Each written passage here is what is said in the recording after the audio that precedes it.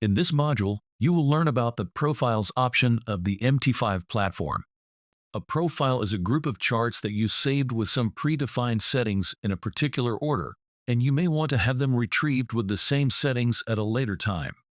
The Profiles tab can be found inside the File tab on the main toolbar menu. MT5 has 4 profile options: Default, British Pound, Euro, and Market Overview. You can set a different profile at any time, but remember that once you have done so, the active profile will be overwritten, and any changes will take permanent effect.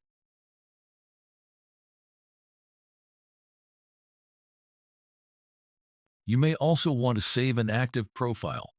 You can do this by going to File, then Profiles, and selecting Save As, so you will be able to use the same profile again at any time.